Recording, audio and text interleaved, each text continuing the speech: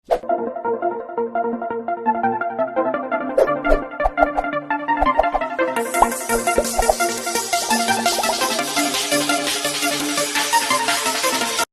सभी का स्वागत करता हूं फिजिक्स ज्ञान मुकेश नायक चैनल पे। बहुत सारे बच्चों के मुझे कमेंट्स आ रहे थे, सर न्यू सिलेबस का वेटेज दे दो। अभी तक बोर्ड से कोई नोटिफिकेशन मिला नहीं है। ये जो नोटिफिकेशन है भैया, मैं old syllabus versus new syllabus को कैलकुलेट करते हुए, थोड़े स्टडी करते हुए मैंने नंबर्स यहां पे दिए हैं। अप्रोक्सीमेटली यहां पे एक दो नंबर आगे पीछे भी होने के बहुत सारे चांसेस हो सकते हैं। इसका कोई पक्का मैं बता नहीं सकता हूं, लेकिन इस वेटेज के करीब करीब 100% होगा, करीब करीब बोल रहा हूं मैं। तो चलो पहले डिस्कशन करते हैं फिजिक्स का जो ओल्ड सिलेबस था उसके बारे में, चैप्टर वाइज जो मार्क दिए। बच्चों ये मैं खुद से नहीं बनाया, मतलब मुझे ये जो है ये कॉपी एचएससी बोर्ड की ओल्ड सिलेबस की दी वाली है, उससे लिया है मैंने, मतलब मन से नहीं दे रहा हूं मैं। देखो सर्कुलर मोशन जो था हमारा वो था 4 मार्क के लिए विथ ऑप्शन 6। मतलब आपको जैसे कि एटम एनी 8 होता है और 12 क्वेश्चन देते हैं, एटम एनी 8 होता है लेकिन आपको 12 क्वेश्चंस, मतलब 4 ऑप्शंस में, तो ऑप्शंस वाले ये नंबर से, समझे ना? मतलब कंपलसरी 4 मार्क तो क्वेश्चंस आने वाला था उसमें से। अब देखो मैं कंपैरिजन कर रहा, पहला चैप्टर और बाद में तीसरा चैप्टर, दोनों को कंबाइन करते हुए हम लोगों को यह चैप्टर दिया है, समझे? कौन सा? Circular motion, rotation motion. इसका नाम क्या रखा है? Rotational dynamics. तो उसमें क्या हो रहा है देखो, 4 और 4 हो गए 8 और 6, ये 6 हो गए 12। लेकिन कुछ चैप्टर के बारे में ये कैलकुलेशंस परफेक्ट नहीं बैठने वाले, ठीक है ना?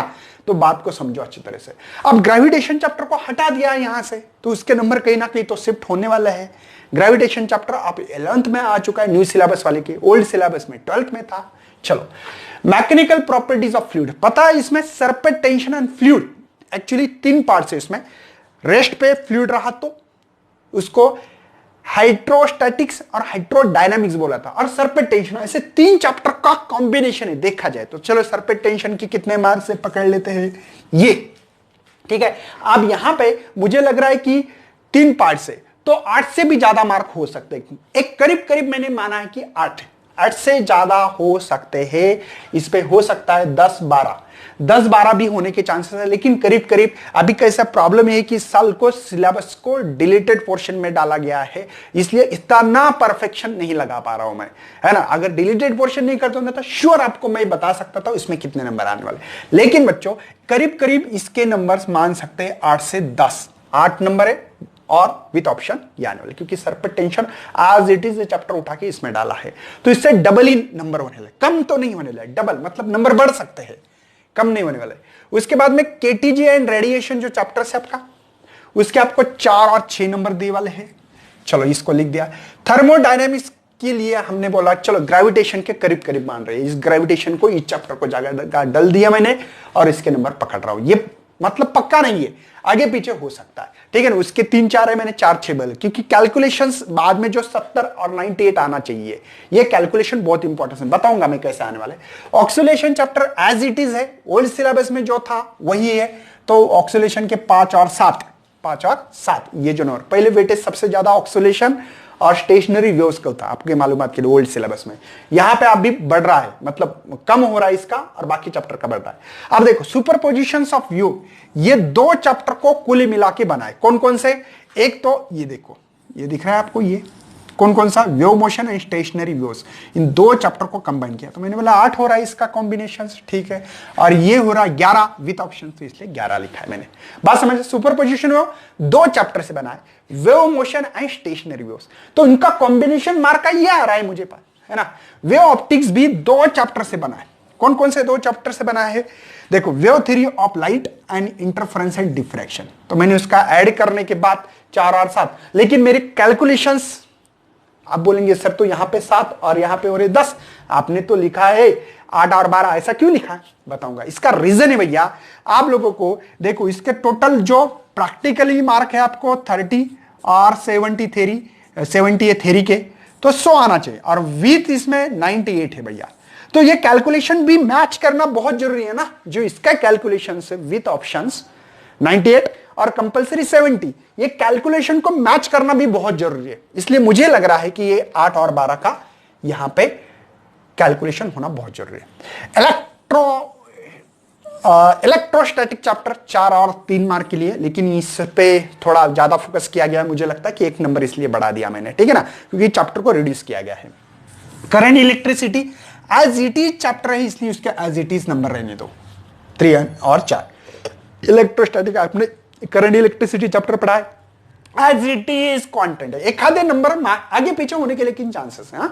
आप बोलेंगे सर आपने तो बोला था लेकिन हुआ नहीं, तो यहां पे 4 नंबर भी हो सकते हैं, यहाँ पे 5 भी हो सकते हैं, ठीक है ना, आगे पीछे होने के चांसेस है। Magnetic field due to the electric current, magnetic field due to the electric, ये जैसे कि magnetic effect of electric current जैसा है। कौन सा? Magnetic field due to the electric current, as it is number है। मैग्नेटिक मटेरियल, तो यहां पे मैग्नेटिज्म मैच करता है ये चैप्टर, इसलिए सेम टू सेम मार्क दिया। EMI and AC circuit, actually पहले ईएमआई ही चैप्टर था, इसको बांट दिया उन्होंने, और बांटने से थोड़े से कंटेंट बढ़ गए, इसलिए इसके 4 और 6 है, मैंने 6 और 8 पकड़े, क्योंकि 2 चैप्टर को कुल मिला के, एक्चुअली एक ही चैप्टर था, उसको 2 चैप्टर किए गए हैं। ड्यूअल नेचर ऑफ रेडिएशन, ये जो चैप्टर है ना 12th में एज इट इज चैप्टर था ओल्ड सिलेबस में, इलेक्ट्रॉन एंड फोटॉन्स, तो इसके 3 और 4 मार्क है, इसलिए एज इट इज पकड़ा दिए मैंने। सेमीकंडक्टर जो डिवाइस है, ये चैप्टर भी एज इट इज है, देखो, इसलिए, लेकिन थोड़े कुछ कंटेंट 11th में गए, ठीक है ना। कम्युनिकेशन चैप्टर को आपको हटा दिया, इसलिए इसके जो नंबर्स है, ग्रेविटेशन के जो नंबर्स है, और कुछ चैप्टर को कंबाइन करने के बाद मेरे ये एडिशंस करी, तो मैंने देखा कि सही में उसका 70 एडिशन टोटल आना चाहिए और 98 विथ ऑप्शन आना चाहिए। चलो कैलकुलेट करते हैं अभी। देखो ये हो गए 16, 20 है ना, 24, 29 और ये 8, 37 है ना, हो गए 20। देख लेना करके, मैंने तो देखा है 70 है, और ये भी आपके मिल जाएंगे, ठीक है ना, 98 ऐड करके देखो इस नंबर को, इसको मैच करेंगे भैया। अभी ये जो नंबर्स है, कुछ चैप्टर में आगे पीछे होने के चांसेस लग रहे हैं मुझे, जैसे कि यहाँ पे करंट इलेक्ट्रिसिटी में कुछ कंटेंट को ऐड किया तो एक आधा मार्क बढ़ भी सकता है। तो ये आपको एक रफ आइडिया देने के लिए मैंने आपको comparison old with new syllabus, बच्चों जब नोटिफिकेशन मिलेगा ना एचएससी बोर्ड से, मैं आपको पूरा एक्सप्लेन करके देने वाला हूं, नोट डाउन करें। ये अप्रोक्सीमेटली मार्क है, मैं पहले ही बोलता रहा हूं, मुझे मेरे एक्सपीरियंस होल्डर से, या मैं सर के साथ, डावरे सर भी आपको पता है एक्सपीरियंस होल्डर है, हम लोग डिस्कशन करते हुए इस नंबर को बनाने की कोशिश कर रहे थे, तो मुझे लगा कि ये नंबर इससे मैच कर सकते हैं, तो मैचिंग करने की कोशिश कर रहे हैं हम लोग। जब भी नोटिफिकेशन मिलेगा तब हम लोग डिटेल में आपके लिए वीडियोस बनाना, आप लोग नोट डाउन कर सकते हैं इस नंबर्स को, क्योंकि बहुत ही इंपॉर्टेंस चीज है आपके लिए, न्यू सिलेबस और ओल्ड सिलेबस दोनों। रही बात भैया, अब किसी का कहना है कि सर डिलीटेड जो पोर्शंस है, पोर्शन को जो डिलीट किया गया है उसका सीईटी का क्या होगा, उसके लिए भैया डीटीई यहां हम लोग सीईटी सेल बोलते हैं ना, सीईटी सेल, इनका कोई भी नोटिफिकेशन आया नहीं।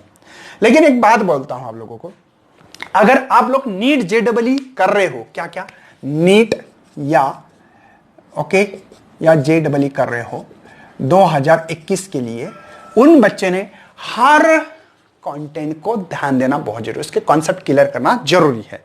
आप बोलोगे सर ऐसा क्यों बोल रहे हो भैया, हम लोग अभी मैकेनिकल प्रॉपर्टीज ऑफ फ्लूइड ये चैप्टर ले रहे, उसमें क्या है पता है आप लोगों को कि प्रेशर का कॉन्सेप्ट डिलीट किया, और बाद में हम लोग ने क्या प्रेशर बॉर्नलीज जो थ्योरम है इसमें पढ़ रहे हैं, प्रेशर का हर टाइम हम लोगों को इक्वेशन ऑफ कंटिन्यूटी में प्रेशर के बारे में पढ़ रहे हैं, वो जगह पे हम लोग प्रेशर नाम ले रहे।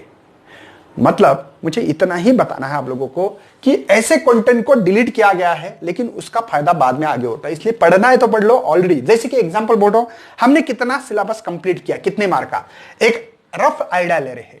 देखो पहला चैप्टर खत्म हो गया, दूसरा हो गया, उसके बाद में ऑक्सीलेशन हो गया, सुपरपोजिशन, 4 चैप्टर हो गए P1 के, जैसे कि मान रहे 4 4 8 है ना, ये हो गए 8 मार्क, इधर हो गए ये 8 16 और 5 21, नहीं कुछ तो गड़बड़ हो रही है, 8 या 8 16 और 4 24 और 5 29 मार्क का। मतलब भैया 35 में से हमारा 29 सिलेबस खत्म हो गया, पता है ना P1 की नियर अबाउटली, ये छोड़ दो। और में कितना हो गया बात करते हैं, पहले P1 की बात कर रहे हैं। ये हो गए 12, 10, 22, ठीक है ना, 22 हो गए और ये 18, 22 और 18 ये हो गए 0, 4, 40। ये 40 मार्क का विथ ऑप्शंस। देखते हैं आगे। आगे मैंने कौन सा chapter, current electricity 3 mark with option, ये 3 और ये 3, 9, ये 9, तो ये 38 मार्क का 70 में से, मतलब 50% से ज्यादा सिलेबस। और विथ ऑप्शंस पकड़ते हैं चलो अभी कि यहां पे 4, 4, 4, 12, मतलब भैया 4 ये 12, तो ये 52 मार्क का सिलेबस खत्म हो चुका है। मतलब अगर किसी ने आपके हाथ में पेपर टपकाया ना तो आप 52 नंबर्स कवर कर सकते हैं, अपना सिलेबस इतना कवर हो चुका है। इसलिए भैया ये सिलेबस के बारे में ये चैप्टर करना है। मैंने रोटेशनल मोशन किया, ये भी किया है, ऑक्सीलेशन, सुपरपोजिशन, अब मैं ये करने वाला हूं, इसको खत्म करूंगा पहले 6 चैप्टर, ठीक है ना, बाद में इसको भी करने वाला हूं। तो मेरे ख्याल से 52 मतलब बहुत बड़े मार्क्स हो गए भैया। तो आप अपनी तैयारी करना, जो भी ये कमेंट डालते रहना, मैं आपके साथ में हूं भैया। शेयर करना ज्यादा से ज्यादा, जितना शेयर करोगे उतना मुझे एनर्जी मिलेगी और मैं इस सिलेबस को ज्यादा से ज्यादा अच्छी तरह से कंटेंट देने की कोशिश करूंगी। Thank you and best luck for your study.